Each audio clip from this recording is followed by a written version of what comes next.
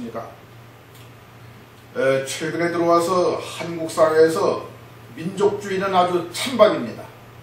민족이나 민족주의 이야기만 해도 고개를 설레설레 흔드는 사람이 많습니다. 이건 젊은 사람들일수록 더합니다.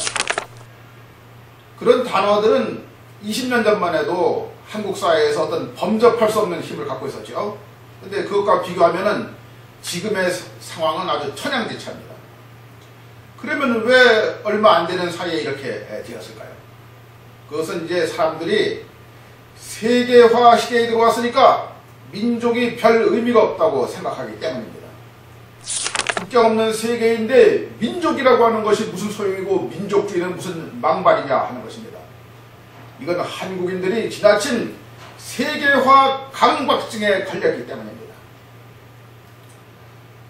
물론 냉전이 끝난 후에 유고슬라비아에서 벌어진 학살 사건이라든가 또 구소련 지역에서 벌어진 종족 분쟁 같은 거, 이런 것이 민족주의가 별로 좋은 것이 아니다, 이런 인상을 준 것은 사실입니다.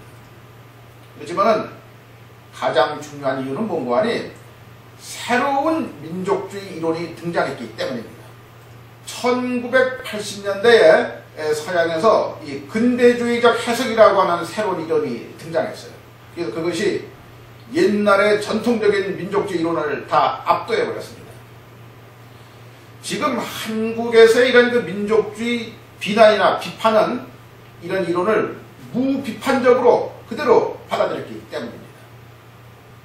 그전에는 민족이라고 하는 것이 길게는 수천 년, 짧아도 수백 년 전에는 만들어졌다고 이렇게 생각해왔어요. 그런데 이 새 이론이 민족이 고작 200년밖에 안 된다고 주장을 합니다. 18세기 말이나 19세기 초, 이건 뭐 서양 얘기죠. 산업화나 자본주의, 또 근대국가가 만들어지는 것과 함께 민족이 등장했다고 이렇게 보는 것이죠. 또 과거에는 민족이 민족주의를 만드는 것으로 보았어요. 이건 뭐 우리가 상식적으로 생각하면 그렇습니다. 근데 이거는 반대로 민족주의가 민족을 만들어냈다, 이렇게 주장합니다. 게다가 민족주의라고 하는 것은 근대에 들어와서 지배계급이 대중을 확실하게 지배하기 위해서 위에서 아래를 향해 만든 이데올로기이기 때문에 억압적인 성격을 가질 수밖에 없다, 이렇게 비난합니다. 이렇게 인위적으로 만들어진 것이니까 민족적 정체성이라고 하는 것도 별것이 아니라고 봅니다. 학급이라든가 또는 깽단, 또 다른 사회단체의 소속원이 느끼는 그런 정체성과 별 차이가 없다고 이렇게 주장합니다. 그리고 이제 지구화 시대에 들어왔으니까 민족의 운명도 다 되었다고 이렇게 이야기하는 거죠. 얼마 안 가서 사라질 것이라고 하는 것입니다.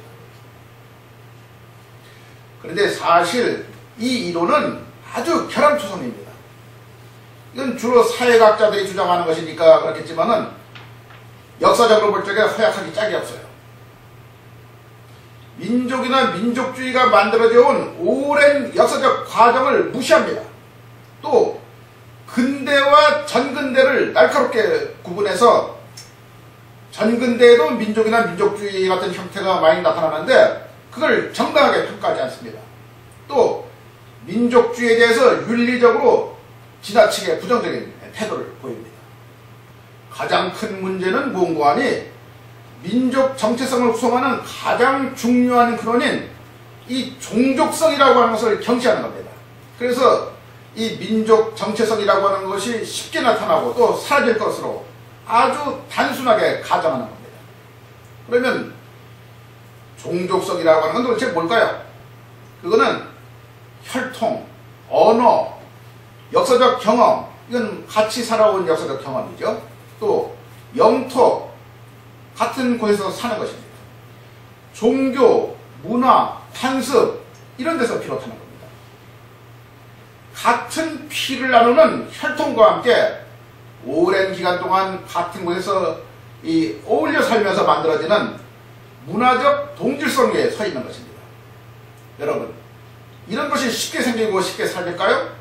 이건 어림도 없는 이야기입니다. 민족주의가 다 사라진 것 같았던 1970년대에 유럽이나 캐나다 같은 곳에서 이 종족 분규가 광범하게 발생했어요. 뭐 스코틀랜드라든가 벨기에라든가 여러 곳에서 그랬는데 이거는 종족성의 힘이 매우 본질적이라는 사실을 잘 보여주는 겁니다. 이 지역들은 민주주의가 아주 잘 발전한 곳이죠. 그래서 이 다종족 사회이긴 하지만은 종족 사이의 차별이 거의 없는 곳들입니다. 그러니 그것은 기본적으로 종족적 자율성을 위한 운동으로밖에 볼 수가 없습니다. 이거는 냉전이 끝난 후에 많은 곳에서 발생한 종족 분규에도 마찬가지로 해당되는 이야기입니다. 이 근대주의적 해석이라고 하는 것은 최근에 들어와서 그 지나친 단순성 또 비역사성 이런 것 때문에 점차 비판을 받고 있어요. 이거 역사적 검증이라고 하는 것을 견뎌낼 수가 없습니다. 벌써 한기투기가 허물어지고 있고 약 20년만 지나면 거의 다 무너질 것으로 보입니다. 한국인들이 이렇게 문제 많은 이론에 사로잡혀서 민족주의를 비난하고 경시하는 동안에 어떤 일들이 벌어졌을까요? 여러분 잘 아시지만은 이 뉴라이트라는 정신나간 집단이 설치면서 일제시대에 일본이 한국을 근대화시켰다든가 또 친일파를 옹호하는 해괴한 주장들이 퍼져나갔습니다. 그리고 이런 자들을 옹호하는 정부가 역사 교과서까지 고치는 잘못된 작태를 보이고 있습니다.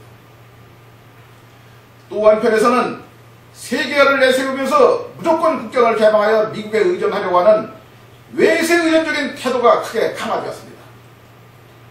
우리에게 불리한지 유리한지 별로 따지지도 않고 무조건 자유무역 협정을 체결하려고 하는 무모한 태도도 바로 그 연장선상에 있는 것입니다. 그런 것을 견디는 힘이 있어야 되는데 그것이 크게 약화되었기 때문입니다. 여러분 가운데 스스로를 지구인으로 느끼는 사람이 있습니까? 아마 한 사람도 없을 겁니다. 모두가 한국 민족의 일원으로 느낄 것입니다. 지구인이라고 하는 의식은 외계인의 친국이나 있어야 가능할 것입니다. 아직 세계는 민족이라고 하는 것이 기본 단위입니다. 국제체계라고 하는 것은 민족국가들로 구성되어 있어요. 과도한 민족주의는 곤란하지만 건전한 민족주의는 아주 바람직한 것이고 특히 한국같이 강대국에 둘러싸여서 숨도 쉴 수 없는 상황에서는 반드시 필요합니다. 여러분 잘못된 코스모폴리타니즘의 환상을 깹시다. 그리고 세계가 공평한 곳이라고 하는 착각에서도 벗어납시다. 민족과 민족주의는 아직도 우리에게 매우 소중한 자산입니다. 감사합니다.